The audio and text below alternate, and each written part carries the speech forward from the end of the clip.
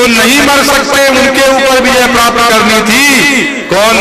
देवव्रताद्यातिरतैतिमंतिमिंगलई। ऐसे समुद्र में जहां बड़े बड़े मकर घड़ियाल के समान दुर्योधनी दुस्शासनी धृतराष्ट्र की वृत्ति के लोग पड़े हुए थे।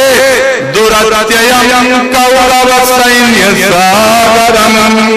कौरवों की सेना का अत्य माने विनाश, बड़ी कठिनाई से जिसका विनाश किया जा सके। दुरत्ययं कौरव सैन्य सागरम कृत्वा तरम।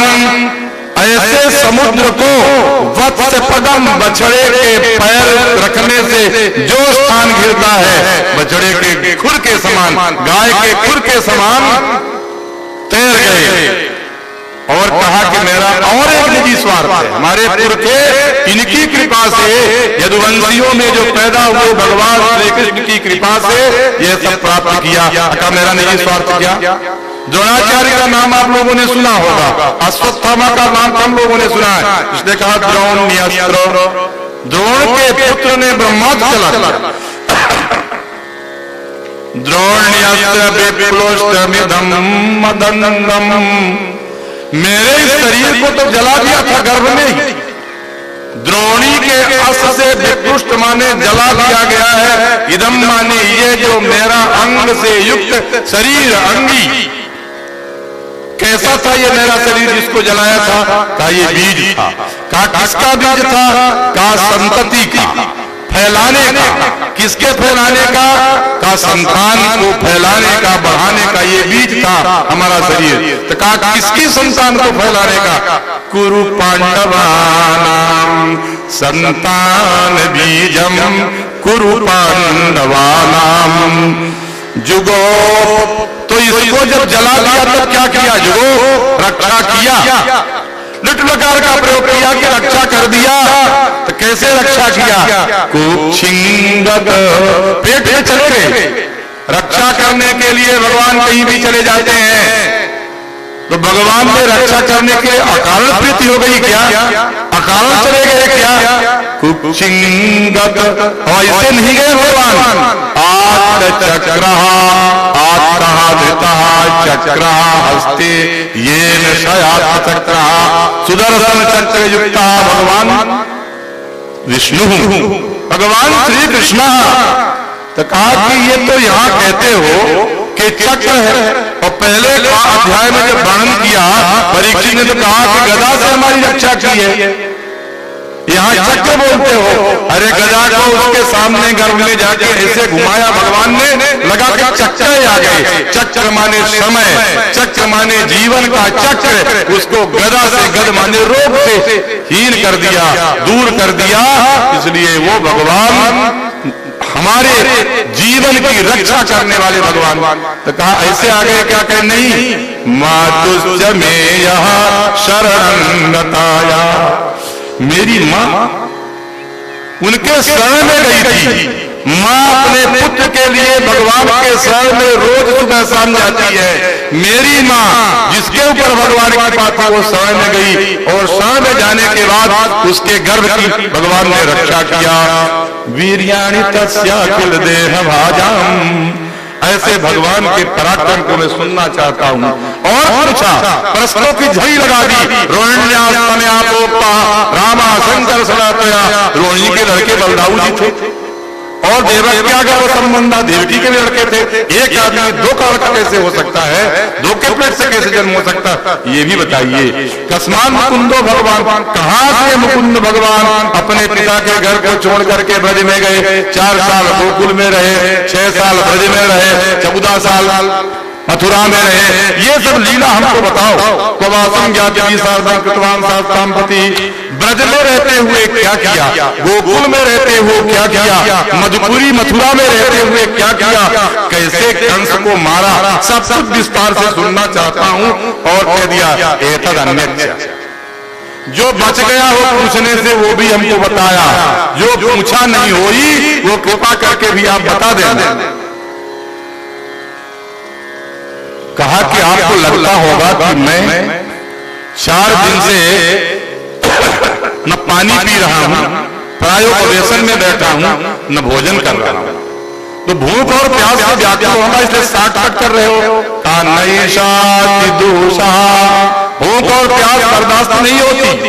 नैषाति दूषा छुन्माम त्यक्तोदमपि बाधते, पानी भी पीना जिसने छोड़ दिया है उस मुझको, परीक्षित को ये कठिनाई से सहन करने योग्य भूख और प्यास दुख नहीं दे रही है। क्यों? पिबन्तम त्वन्मुखं भोजच्युतम हरिकथामृतम, अमृत आपके मुख से निकल रहा है उसको पीता हूँ। ये कैसा अमृत है?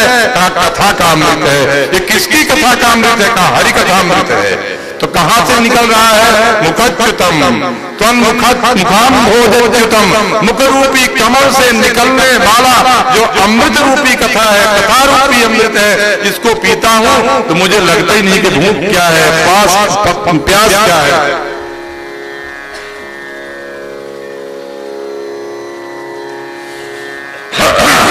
नैषाति दोषः चुन्मां त्यक्तोदमपि बाधते, पिबन्तं तन्मुखं भोजच्युतं हरिकथामृतं। रामचरित जे सुनत अघाई, रस विशेष जाना तिन नाही। भगवान की कथा सुनने से तृप्ति नहीं होती है। अब क्या? सूत जी देख रहे हैं ये कथा 3 घाट पर चल रही है। सूत जी शौनकादिकों को सुना रहे हैं, वहां विदुर और मैत्रेय का संवाद हो रहा है, यहाँ सुखदेव जी परीक्षित को सुना रहे हैं। सूत ने शौनकादियों को समझाया, एवं निशम्य भृगुनंदन, हे भृगुनंदन शौनक, एवं निशम्य, ऐसा सुनकर साधुवादम, अच्छी बात को सुनकर, वैयासकी स भगवान अथ विष्णुरातम, व्यास के पुत्र वैयासकी विष्णुरात अर्थात परीक्षित क्या किया? प्रत्यर्च कृष्ण चरितम कलिकल्मषघ्नम, कलयुग के पाप को दूर करने वाले भगवान श्री कृष्ण के चरित्र को प्रणाम करके मगन ध्यान रस दंड जुग पुनि मन बाहर की। तुलसी ने भी ध्यान किया था। इसके बाद राम कथा को वर्णे दीन मंगल भवन कर प्रणाम राम त्रिपुरारी, हर सुदासन वचन उचारी, मंगल भवन मंगल इत्यादि। यहाँ भागवत पुराण काल में भी व्याहर कुमार भक्त भागवत प्रधान, भागवतों में भक्तों में जो प्रधान सुखदेव जी ने इस कथा को कहना प्रारंभ किया। आपकी बुद्धि अत्यंत स्थिर है। वासुदेव कथा प्रश्ना पुरुषांश 3 पूर्णाति है। कहते हैं कि जैसे भगवान का चरणामृत 3 प्रकार के लोगों को तृप्त करता है, पवित्र करता है, वैसे ये कथा भी।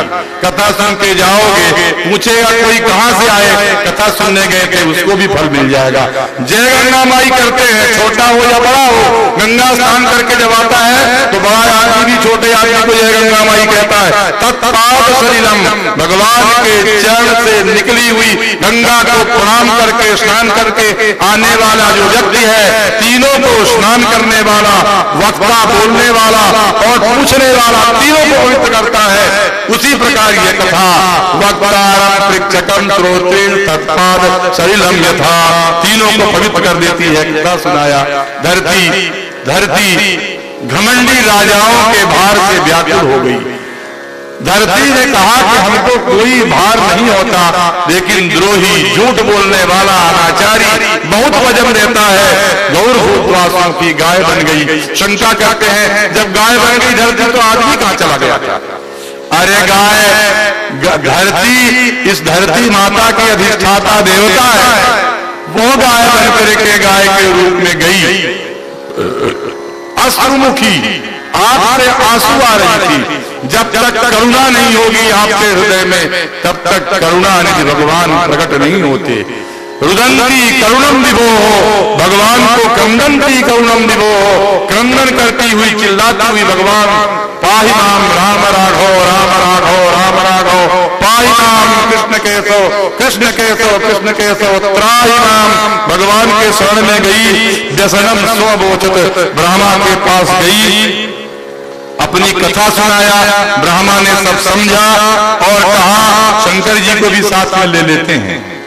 क्योंकि ब्रह्मा विष्णु और महेश जब मिल जाए तो संसार के सब काम पूरे हो जाते हैं। और तीनों के लिया और समुद्र के किनारे चली गई। वहां तत्वगत्वा जगन्नाथम पुरुष सूक्त के द्वारा देवम पुरुष सूक्त पुरुष सूक्त ऐसा सूक्त है जो विराट पुरुष की आराधना करता है। सब देवता उससे प्रसन्न होते हैं। उपतस्ते समाहिता आकाशवाणी होती है। ये आकाश ऊपर भी होता है, आकाश अंदर भी होता है। आकाश से कोई आवाज होती है, सब सुनते हैं कि नहीं सुनते हैं? जिनको होती वो सुनते हैं। ये क्या कहते हैं? गिरम समाधौ गगने समीरिताम। गगन माने आकाश, हृदयाकाश में, बहिराकाश में जो वाणी हुई उसको किसने सुना? सबने नहीं सुना।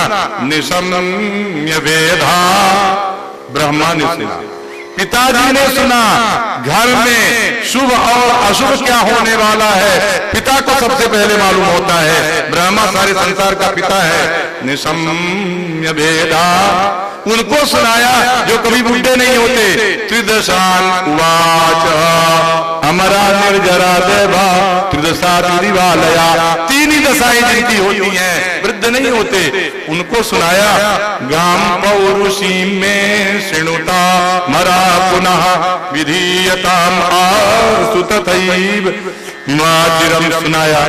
पहले ही भगवान ने हमारे कष्ट को सुन लिया था और उसके अनुसार निर्णय कर लिया था कि पृथ्वी में हम आएंगे। वसुदेव गृहे साक्षात् भगवान पुरुषः परः जनिष्यते तत्प्रियार्थम संभवं सुरास्त्रियः। धरती जब रोती है तो धरती की मानवीयता रोती है।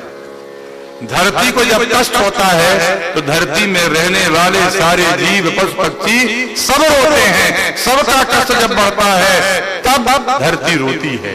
तब धरती भगवान के पास जाती है। कितना भी अन्याय करो माता सब सहती है। जब अति हो जाता है तब माँ रोती है। जब धरती माता रोती है तो भगवान को सब छोड़ के आना पड़ता है। क्यों? भगवान की दो पत्नियां हैं, एक श्री लीला एक भू लीला।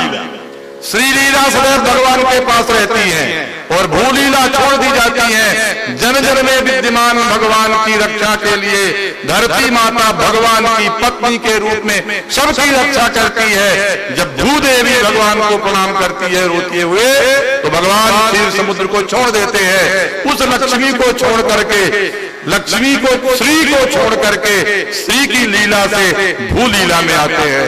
भगवान ने कहा वसुदेव के घर में भगवान आएंगे।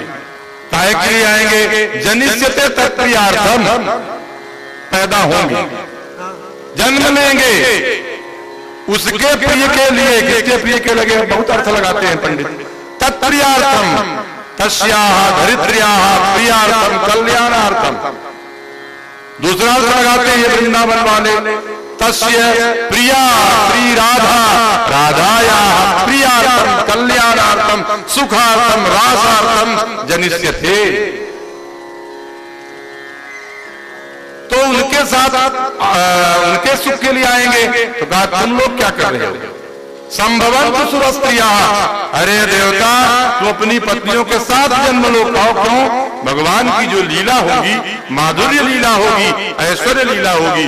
ऐश्वर्य लीला में तुम्हारी जरूरत हो ना हो, माधुर्य लीला में तुम्हारी सबकी जरूरत है। चलो भगवान की लीला में शामिल होने के लिए निमंत्रण दिया, सबको बताया।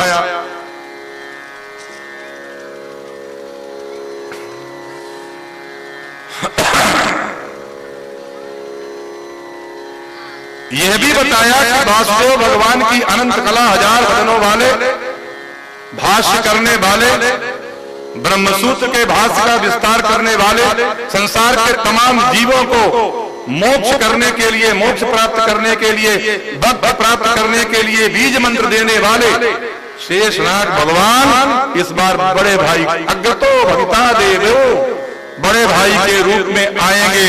हरे प्रीति कीर्षया, यहाँ साफ कहते हैं भगवान के कल्याण करने के लिए बलदाऊ जी आएंगे। और तीसरी बात और सुन लो, आदित्या प्रभुडांशेन जया सम्मोहितं जगत जो सारे संसार को मोहित कर लेती है, ऐसी विष्णु माया भी प्रभुनाम से न कार्य से संभविष्यति, वो भी भगवान का कार्य पूरा करने के लिए भगवान आएंगे, उनके भाई आएंगे और लक्ष्मी जी भी आएंगे। माया दंभे कृपायांचा, माँ माने लक्ष्मी, या माने जो, या माँ सा माया, वो भगवान की माया ही लक्ष्मी जी का अंश है, विग्रह है, वो भी पैदा होगी। भगवान की जब लीला होगी, शेषनाग महाराज रहेंगे, लक्ष्मी महारानी रहेंगी, विष्णु भगवान रहेंगे, तब न पूरा संप्रदाय पूरा होगा। ऐसे लीला करने के लिए भगवान का अवतार होगा। सबको आदेश देकर के ब्रह्मा चले गए। सब लोग अपना जन्म वन्म जहां चाहे गोकुल में, वृंदावन में सब लेने लगे। कंस के चाचा देवक की बिटिया देवकी थी। ऐसा लगा कंस को कि मेरे अंदर से तो पापी था। कसति हिंसती कंसा, जिससे कसाई हिंदी में बन जाता है, ऐसी धात से कंस बनता है। ऐसे कंस को लगा कि मैं थोड़ा सामाजिक कार्य कर दूं तो लोगों को लगेगा कि इसमें थोड़ा परिवर्तन हो गया है। देवक की लड़की देवकी थी का विवाह के योग्य हुई तो जल्दी गया, लड़का उड़का ढूंढा का ये वसुदेव योग्य बालक है, अत्यंत छोटी थी देवकी, बड़ी प्रीति थी, उसका विवाह कर दिया। विवाह करके सोचा कि और शिष्टाचार कर दूं, तो रथ का स्वयं सारथी बन करके पहुंचा। कुछ दहेज की सामग्री रखा और पहुंचाने के लिए चल दिया। देवताओं ने सोचा कि लोगों के मन में भ्रम पैदा हो जाएगा कि कंस बड़ा सदाचारी हो गया। देवताओं ने कहा अपना काम कर देते हैं, और वहीं गए ऊपर बोलते हैं अस्यास्त्वामष्टमो गर्भो हंतायाम बाते अबुदबुर्ग, जिसको तुम ले जा रहे हो बड़े सम्मान से, इसका 8वां लड़का तुमको मार डालेगा, तेरी मृत्यु इसी से पैदा होने वाली है। जैसे ही वो सुनता है खलह पापो भोजानां कुलपंसनः भगिनीं हन्तुमारब्धा, एक क्षण में सारा वात्सल्य सारा स्नेह ठीक उल्टा हो गया, तलवार लेके मारने के लिए तैयार हो गया। जुगुप्सित कर्म करने वाले निर्दयी उस कंस को देख करके भगवान वासुदेव जी ने सोचा संसार में नियम है, मौत से जितने देर तक बच सको बच जाओ, नहीं तो मरना तो सही है। उसको समझाया कि महाराज पुत्रिका के समान है, ये आपके बेटी के समान है।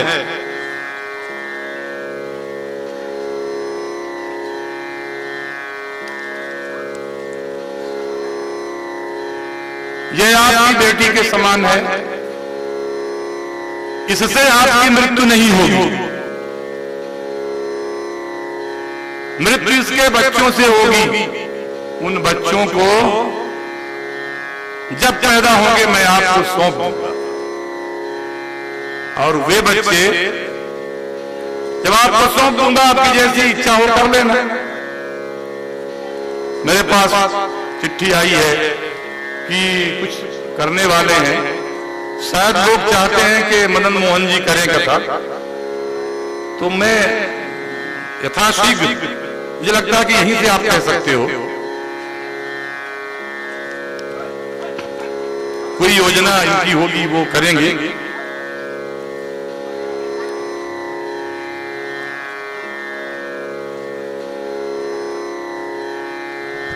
किसी प्रकार से कंस को मनाया। कंस इस बात से शांत हो गया। जो आकाशवाणी हुई है उस आकाशवाणी से तुम्हें तो कोई भय है नहीं। पुत्रान समर्पयिष्ये भय मुक्तितम, क्योंकि तुमको इनके पुत्रों से भय है, उनको मैं तुमको दे दूंगा। लड़की को बचा दिया, देवकी के वध से निवृत्त कर दिया। भगवान ने गर्भ में प्रवेश किया, और गर्भ के प्रवेश के बाद बड़ी अद्भुत कथा है, लेकिन आप लोगों की मांग है कि इस कथा को मदन मोहन जी करें, तो मैं यही विराम देता हूं। इसके बाद ये जन्म की कथा करेंगे। बोलिए वृंदावन बिहारी लाल की जय।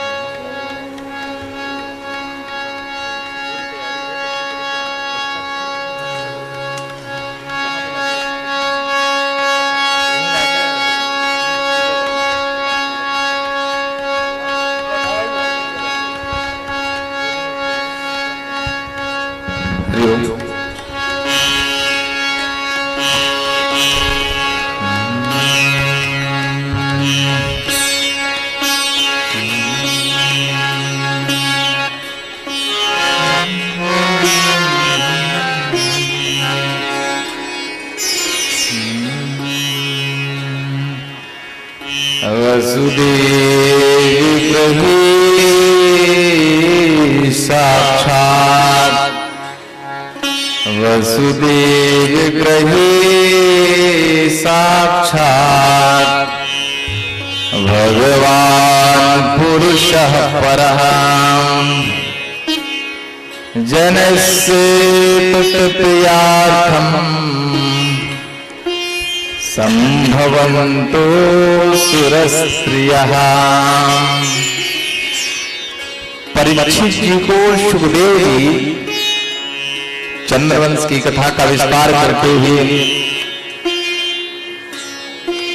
एक ऐसे स्थान पर कथा को ले जाते हैं कि पृथ्वी में कंस आदि, इसको थोड़ा बढ़ाना पड़ेगा, आवाज को थोड़ा हल्का सहज करो।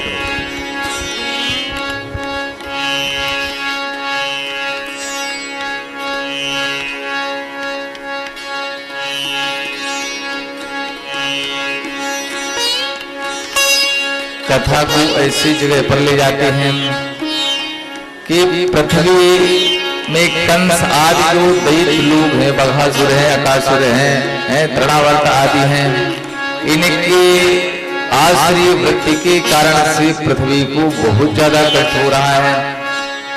कष्ट है पृथ्वी को, तो जाएगी कहाँ?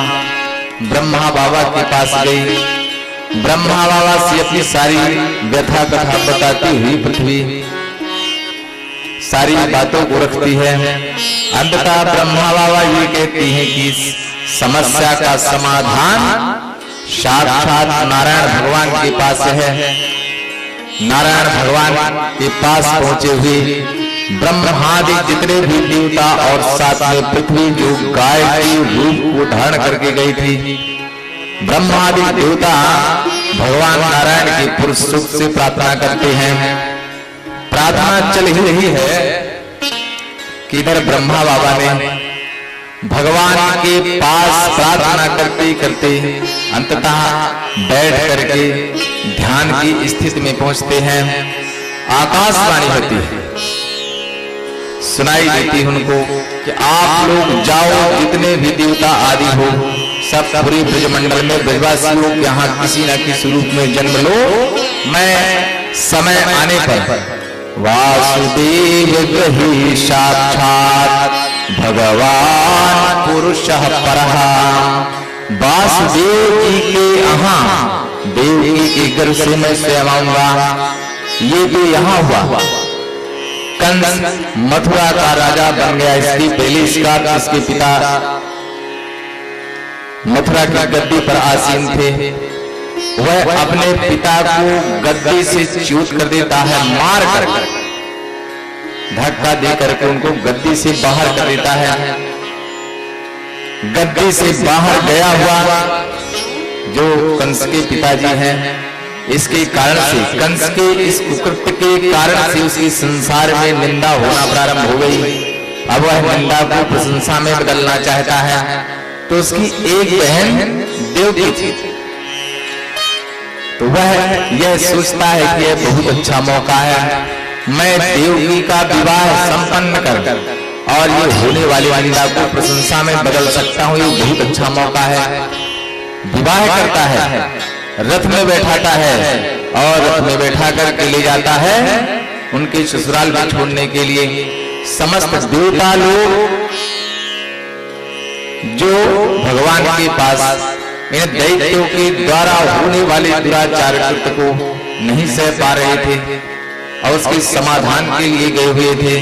तो यह देखते हैं देवता लोग आकाश यानी ऊपर बैठे बैठे इन्होंने क्या देखा कि यह अगर देवकी को लेकर के जा रहा है और अगर यह खुश कर लेगा तो देवकी के गर्भ से ही भगवान का जन्म होने वाला है।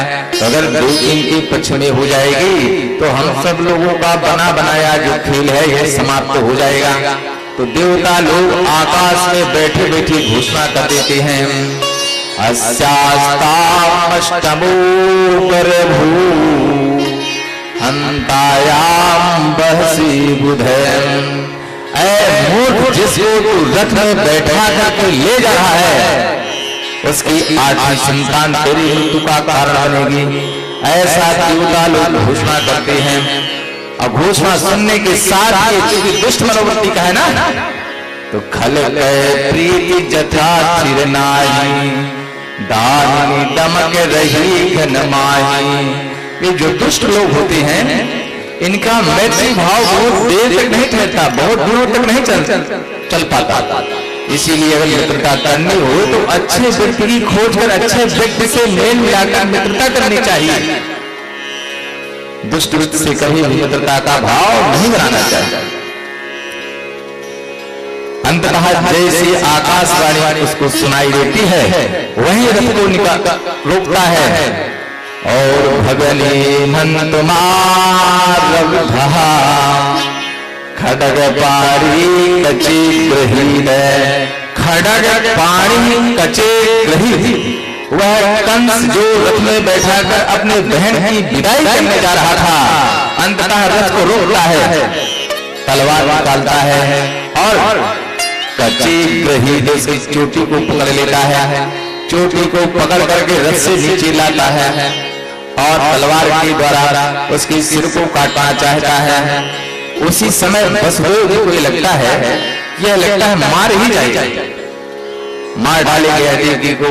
तो अंततः वसुदेव जी समझाते हुए कहते हैं कि ऐ कंस, ये तुम्हारी चचेरी बहन है और तुम्हारा इसको मारना कदाचित ऐसे समय में नहीं है, क्योंकि यह तुम भी जानते हो मैं तुर्जन्मवतां वीरे देहि सहजायति। जिसने जन्म लिया है उसके साथ मृत्यु जरूर जुड़ी रहती। इसकी मृत्यु तो हो, लेकिन इसकी मृत्यु का कारण तू क्यों बन रहा है? ऐसा वासुदेव भगवान वसुदेव समझाते हैं। मृत्यु जन्मवतां वीरे देहि सहजायति, देह के साथ मृत्यु जरूर जुड़ी रहती। देहि पंचचकमापन्नी देहि करमानुगु वशः। इसलिए इसको छोड़कर अनेक प्रकार के तर्क देता। अंततः कंस का जो यश था, उसकी जो कीर्ति थी, उसकी जो शक्ति थी, स्त्री देवी के केशों को स्पर्श करने के साथ ही समाप्त हो गई। ये इतिहास गवाह है कि जब भी स्त्रियों का केश, स्त्रियों को बाल को अगर पानी तरीके से पकड़ा गया है तो जो करता है उसका कुल सहित सर्वनाश हो जाता है।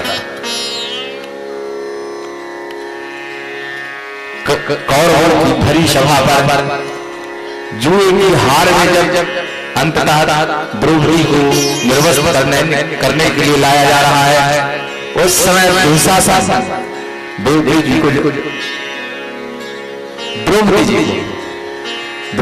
को जब पकड़ा निर्वस्त्र करने के लिए, तो वहां भी उसने चोटी ही पकड़ी थी। अंततः कौरवों का सर्वनाश हुआ। आज यही दूसरी गति और दूसरा दृश्य कंस पैदा कर दिया। मानो इसके साथ भगवान यह लीला करके यह बताना चाहते हैं कि दुनिया के लोगों यह जान लो कि जब भी कोई पुरुष स्त्री का केश अपमानित तरीके से पकड़ता है तो अपने यश को भी होता है, क्योंकि स्त्रियों के बाल में लक्ष्मी का वास होता है। इसीलिए कभी भी स्त्रियों को अपने केश कटवाना नहीं चाहिए, जो परंपरा आजकल चल रही है। स्त्रियों के बाल में लक्ष्मी का वास बताया गया, इसलिए भूल करके भी कभी स्त्रियों को अपने बाल नहीं कटवाने चाहिए। अंततः यह सब होते होते अनेक प्रकार के तरकारी देता हुआ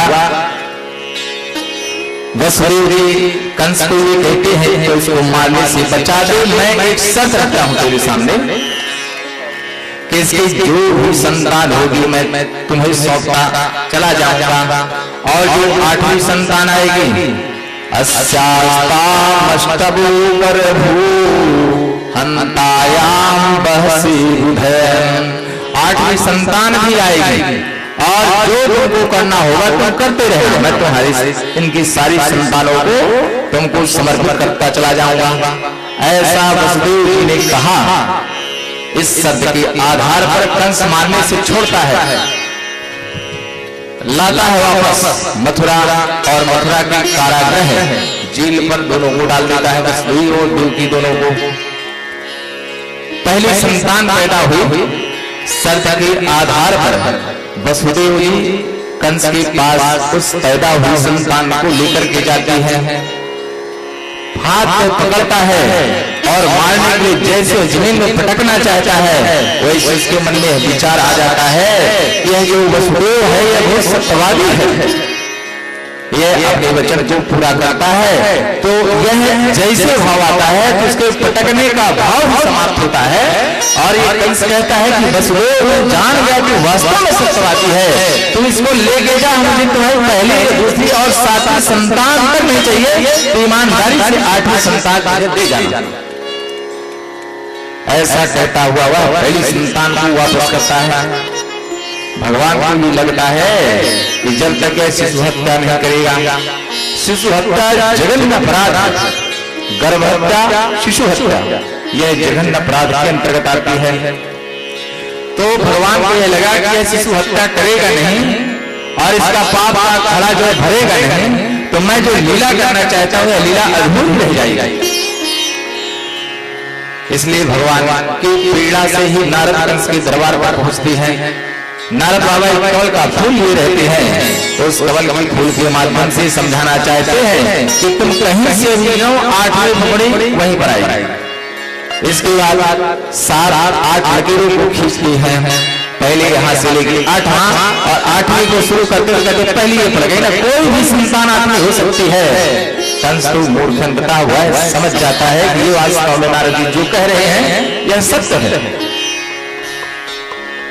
ऐसा समझता हुआ कंस देवकी की पैदा हुई सारी संतानें 6वीं संतान तक वह पाता है और उसको मृत्यु करा देता है। 7वीं संतान के साथ शंकर की अवतार बलराम जी का जन्म होने वाला था। भगवान की माया के द्वारा 7वीं पैदा होने वाली संतान को दूसरी माता की गर्भ में प्रतिष्ठापित कर दिया जाता है। 8वीं संतान पैदा हुई और जैसे कारागृह में भगवान 8वीं संतान के रूप में आते बहुत दिव्य प्रकाश होता है। देवता लोग आते हैं, गर्भ में भगवान की स्तुति करते हैं। देवताओं की स्तुति होने के बाद स्वयं देवकी जी भी भगवान की ऐसे बड़ा दिव्य रूप में भगवान प्रकट हुई। भगवान जो होता है पूर्ण अवतार के रूप में जब आते हैं तो भगवान की जो उत्पत्ति है, भगवान का जो जन्म होता है ये नहीं होता, इसीलिए कहते हैं भगवान अवतार लेते हैं। माया के आधार पर यह समझ में आता है कि गर्भ है, दुनिया के लोगों को समझ में भी आता है कि पेट में गर्भ है, लेकिन वह गर्भ नहीं रहता, भगवान प्रकट होते हैं। यही भगवान गीता में कौशल्या के गर्भ से प्रकट हुए। जब तक कैसे आए? दिखलावा बात ही, दिखलावा बात ही, अद्भुत रूप अखंड, रूम रूम प्रतिलागी, कोटि कोटि ब्रह्मांड। यही भगवान आए और इसी रूप में जब आए तो देवकी और वसुदेव दोनों ने देखा तो उन्होंने भी वहीं पर उनकी स्तुति किया।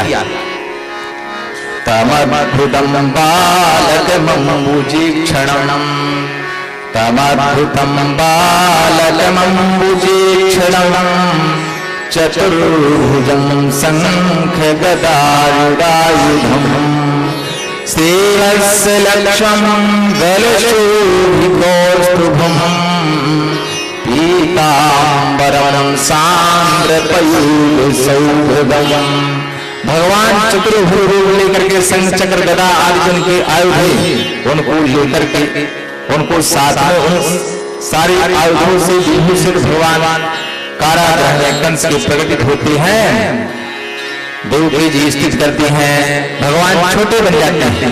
छोटे बड़े हुए भगवान को अंततः भगवान की ही प्रेरणा से वसुदेव जी को प्रेरणा मिलती है कि आप मुझे मथुरा के कारागृह से दूर यमुना के दूसरे किनारे पर बसे हुए गोकुल में जहां नंद बाबा का बहुत विशाल घर बना हुआ है, वहाँ यशोदा माँ के यहाँ एक कन्या ने जन्म लिया है, तो आप वहाँ पर मुझे ले जाकर प्रतिष्ठापित करिए और वहाँ से कन्या ने जो जन्म लिया है उसको आप लेकर यहाँ आ जाइए।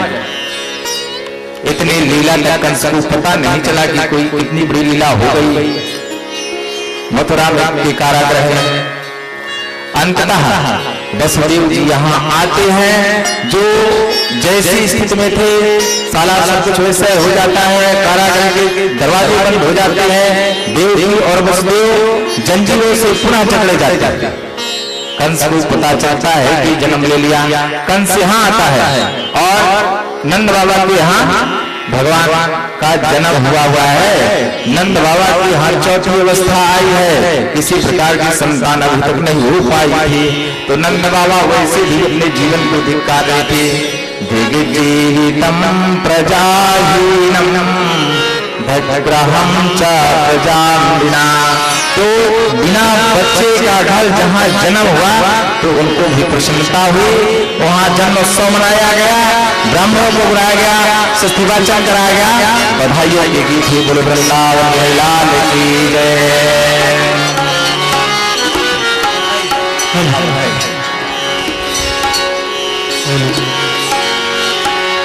ये रस्सी निकाल लीजिए। पलना मिलना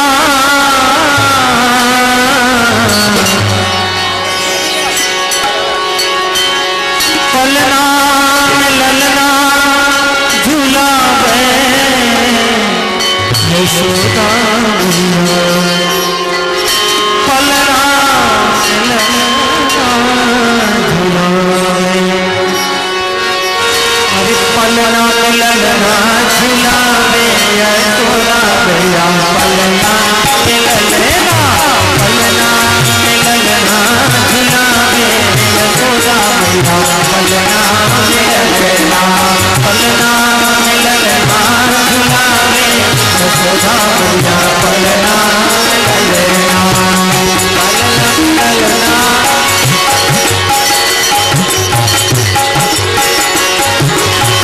पलना पलना मिलना झूलावे यशोदा भैया, पलना मिलना पलना मिलना झूलावे यशोदा भैया, पलना मिलना पलना मिलना हो पलना मिलना हो पलना मिलना हो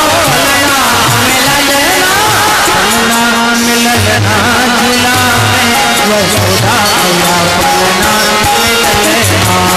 मिलना।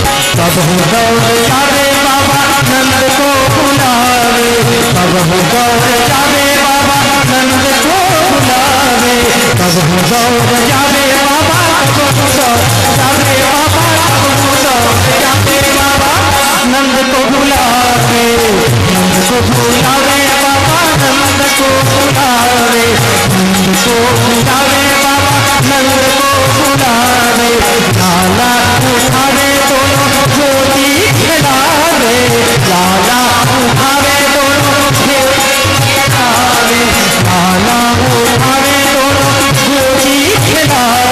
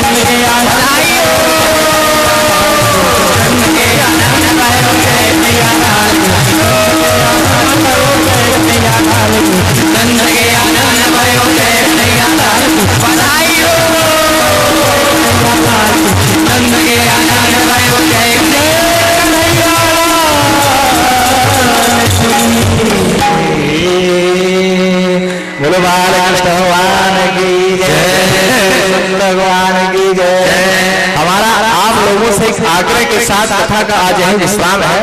कल भगवान की बाल लीलाएं और कथा गति से बढ़ाने की बात है, इसलिए अगर रही तो कल विवाह की कथा।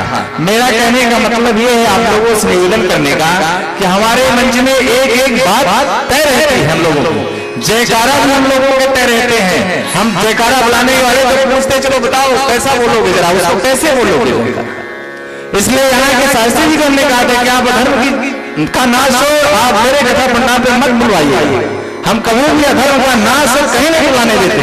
हमने कहा ये सब तय रहता है, झांकी निकालना है ये तय रहता है। हम उसको लड़के ये लूटने का एक तरीका है, झांकियां लगाना, उसकी पूजा करवाना और पैसा आएगा, कथाकार समेट करके ले जाता है। लेकिन संसार में हम लोग हैं, संसार की जैसी मांग है वैसा हम भी करते। लेकिन जहाँ विद्वान प्रतिष्ठित बैठा हो, अच्छी कथा हो रही हो, वहां ये तमाशा करने की कोई जरूरत नहीं। लेकिन अगर आपको ऐसा लगता है तो पहले हमको बता दीजिएगा। तो अगर विवाह तक की कथा करना है तो कल फिर झांकी लगाना होगा, तो पहले हमको बच्चों को दिखाइएगा। बच्चे सुंदर चाहिए, कम उम्र के चाहिए। लड़कियां हैं तो ऐसी कोई बहुत बड़ी लड़कियां ना हो, कम उम्र की हो, जिनके बहुत ज्यादा आगे का छोटी अवस्था की हो। अगर लड़के हैं, जैसे ये बच्चा बैठा, कितना प्यारा ये बच्चा है बूढ़ा वाला, अगर इसके बराबर का लड़का मिलता है तो ऐसे लड़के ले आइएगा। चेहरा सुंदर हो, उसका गोल मटोल हो, आकर्षक हो, मंच में बैठाए तो जरा मेरा भी भाव तो बने कि भगवान आ गए।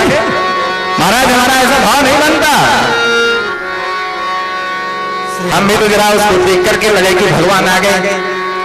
तो ऐसे लड़के अथवा लड़की को रुक्मणी जी अथवा भगवान को बनाने के लिए हमको बुलाइएगा, दिखा दीजिएगा। तो कल नहीं मेरे कथा के हिसाब से परसों होगा विवाह। हम लोग 7वें दिन की कथा के एक दिन पहले कहते जो परंपरागत जो संसार की मांग है उसके आधार पर चलते हैं, क्योंकि हमको दुनिया में जाना पड़ता है। इसलिए हम झांकी निकालने के पक्ष में बिल्कुल नहीं रहते, लेकिन भक्तों की मांग रहती है, विरोध ज्यादा नहीं ले सकते। इसलिए अगर आप लोगों की मांग है कि झांकी निकालिए, बड़ी सुंदर झांकी बनती, बड़ा सुंदर, ऐसा लगेगा कि विवाह साक्षात हो रहा है, ऐसा दृश्य खड़ा किया जाता है, सारा ऐसे वातावरण तैयार किया जाता है बोलते बोलते। तो अगर ऐसा होगा तो कल की गति के साथ अगर बढ़ाना नहीं कि यहाँ क्या विवाह लाने हैं, नहीं तो कथा के माध्यम से, कथा है प्रवचन के माध्यम से कभी कोई ब्रह्मा बाबा भी नहीं कर पाएगा। अगर ऐसा लगता है तो मेरे हिसाब से परसों झांकी लगेगी, जैसा भी तय होगा आपको कल देखने को मिल ही जाएगा। बोलो वृंदावन जय लाल की जय। तो कल 3 बजे से आगे तक की कथा जो चलती है, तो 3 बजे से कथा का रसपान करने के लिए आप लोग आते हैं और विलंब करते हैं, इसमें मेरी कोई शिकायत नहीं है। लेकिन जब आप आते हैं कथा का स्नान करने के लिए आते हैं, इसलिए जरा समय से आए तो अच्छा हो। जय जय श्री राधे। चंद्रमा मनसो जागतो सूर्यो अजायत भूमायाश्च प्राणसमुखादनिरजायत। आरती मान कृष्ण की आरती मान कृष्ण की जय। आरो जन्म सुफल करनी जय। आरती बाल कृष्ण की जय। अपनो जन्म सुफल करनी जय। अपनो जन्म यशोदा को परम दुलारे। यशोदा बाबा की अखियन के तारे। बाबा की अखियन के तारे।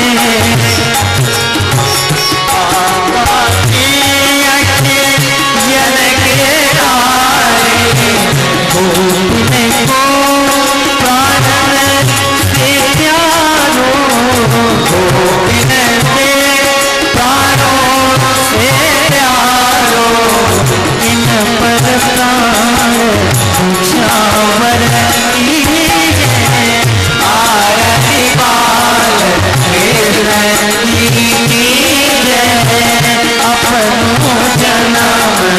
पल कर लीजिए बलराम छोटो भैया बलराम जय हो बलराम छोटो भैया बलराम छोटो भैया कनुआ कहीं कहीं बोलत मैया कनुआ कहीं कहीं बोलत मैया परम पिता लेत भैया परम पिता लेत भैया तिने भूसर बसर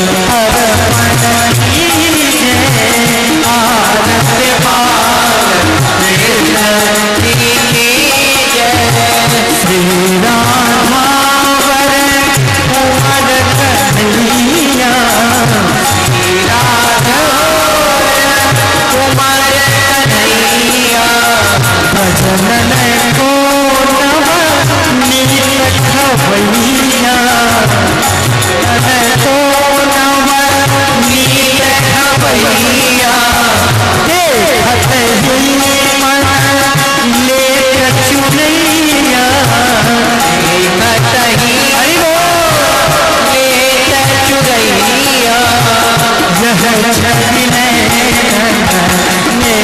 भगली यह छवि ने भगली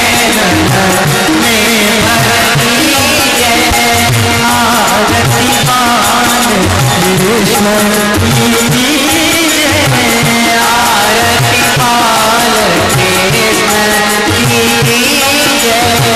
तो तरी बोला मधुर सुहावे तो तरी बोला मधुर सुहावे सखन माध्य खेलत सुख पावे सखन माध्य खेलत सुख पावे सोई सोई जो इन भरती जय सोई सोई जो इन हो ध्यावे अब नित को मोह कर दीजिए अब नित को यूं कर दीजिए भागवत भगवान की है आरती पापियों को पापते हैं आरती भागवत भगवान की है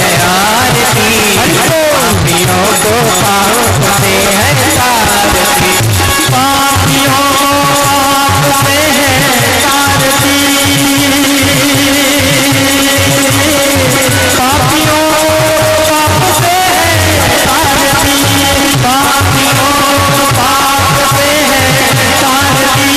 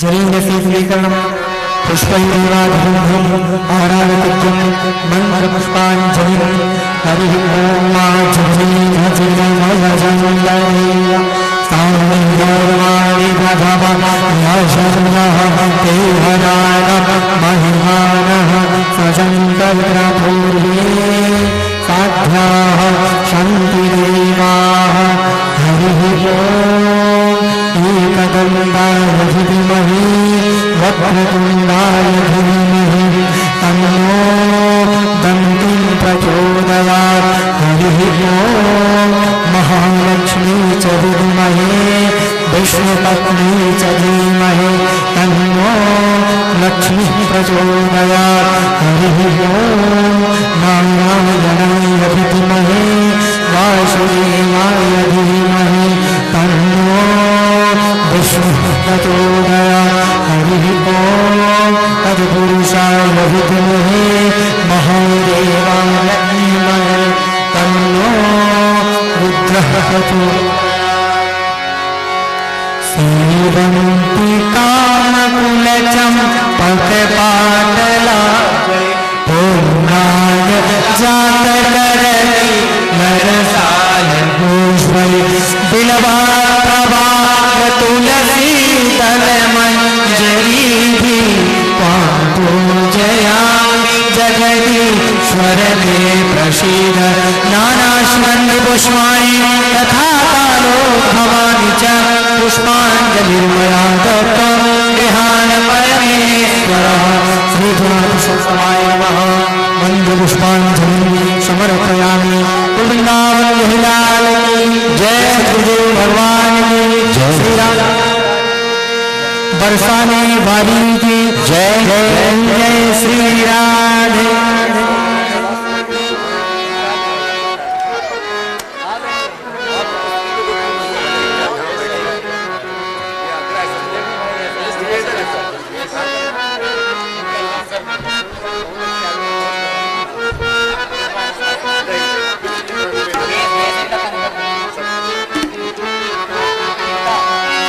लेते जाना रे हरि का नाम प्यारा प्यारा लेते जाना रे हरि का नाम थोड़ा थोड़ा लेते जाना रे हरि का नाम प्यारा प्यारा लेते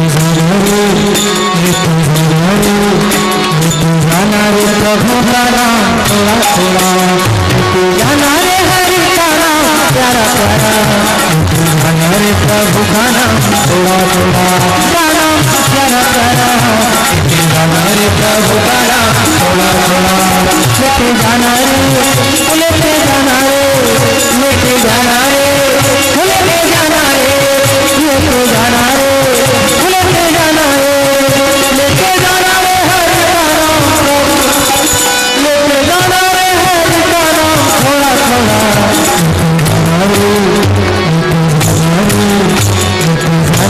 प्रभु का नाम लेते जाना रे प्रभु का नाम थोड़ा थोड़ा लेते जाना रे प्रभु का नाम थोड़ा थोड़ा लेते जाना रे प्रभु का नाम थोड़ा थोड़ा लेते जाना रे हरि का नाम थोड़ा थोड़ा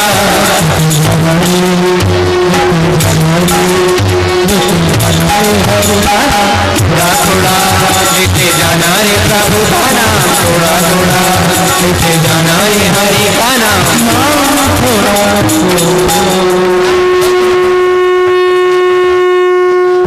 ब्रजेन एक दादो सेवा में लगे भगवान की वो कह रहे हैं और बंसी बजाते मिलेंगे श्याम ये वाला गाओ वृंदावन में चलो बंसी बजाते मिलेंगे ये वाला गाइए एक केवल आज आपको ही देना था वास्तव में आपके लिए ही मंगाया था वास्तव में देना चाहिए चलिए आप लोग शांति से एक भजन और भजन कर दिया है बताना कि थोड़ा बात को रखना चाहिए स्वाभाविक है मानवता के तौर पर एक केवल एक शांति से बैठ जाइए आप लोग, शांति से। अरे श्री राधे।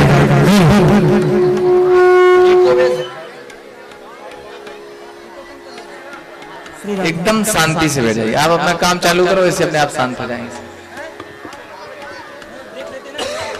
ब्रेन आराम से, सांस पहले अपना कर लो, क्योंकि बहुत गति से कर रहे हो। थोड़ा आपने सांस ठीक कर लो, फिर गाओ आराम से। श्री राधे। हेलो, जय Shri Radhe. Hello hello, Shri Radhe. Hello hello, जय श्री राधे। मैं तो तेरी हो गई श्याम, इसको गाते हैं, कल गा दिया।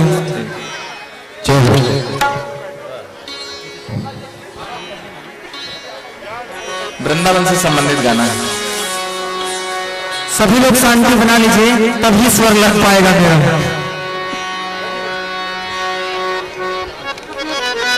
आप शुरू करो, अपने आप हो जाएगा।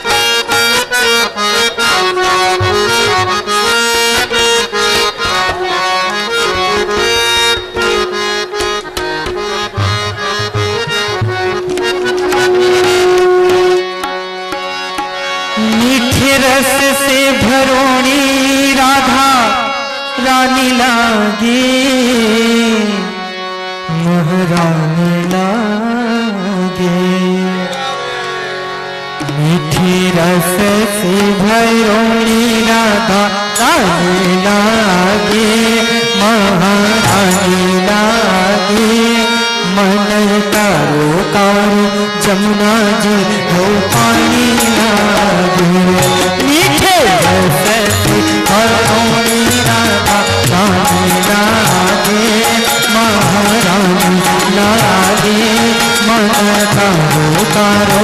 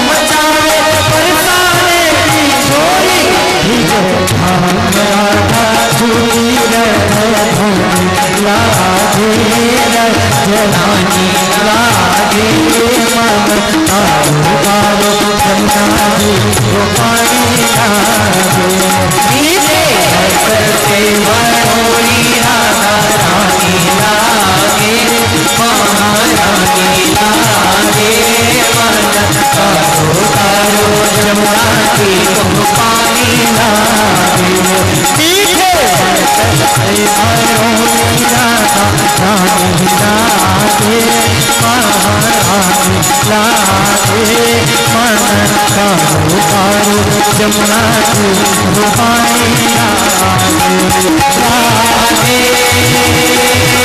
राधे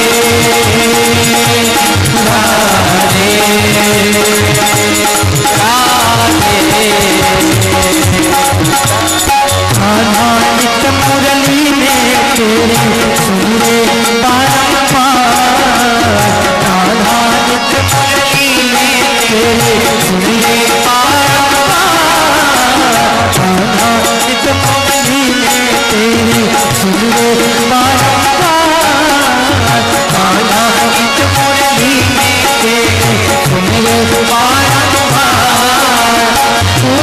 रूप हरे मन मोहन कौन पावे रूप हरे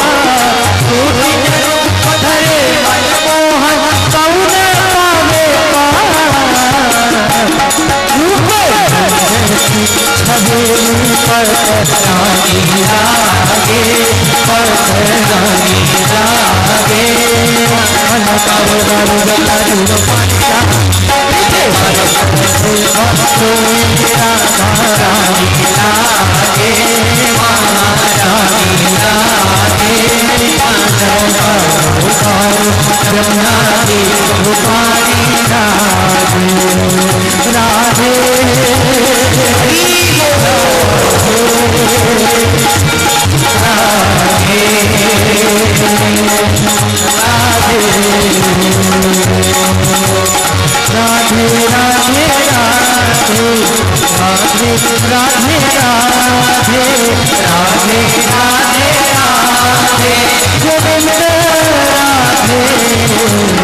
राधे राधे राधे गोविंद राधे राधे राधे राधे गोविंद राधे राधे राधे गोविंद राधे राधे राधे राधे गोविंद राधे गोविंद राधे गोविंद राधे गोपाल राधे गोविंद राधे गोपाल राधे राधे राधे राधे गोविंद राधे राधे राधे राधे गोविंद राधे राधे राधे राधे गोविंद राधे राधे राधे।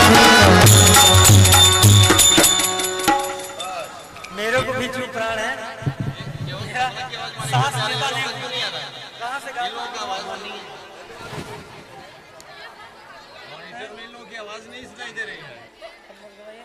आरती गाया, उससे पहले भजन गाया, फिर मंत्र बोला, सांस कब लिया भगवान जाने, अब लेने दीजिए। आखिर कल नहीं गा पाएंगे।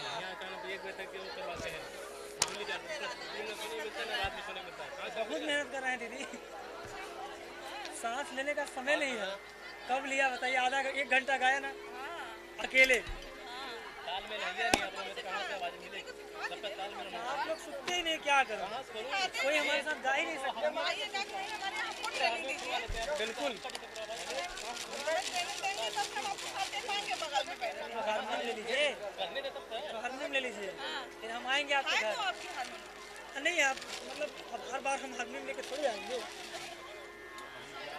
दास जी का तबला रहेगा, विवेक की वो रहेगी। अब हमारे यहाँ कब पधारेंगे? जब आप आदेश कर दीजिए, जब आप आदेश कर दीजिए। क्या बोल रहे हैं? ये लोग पहली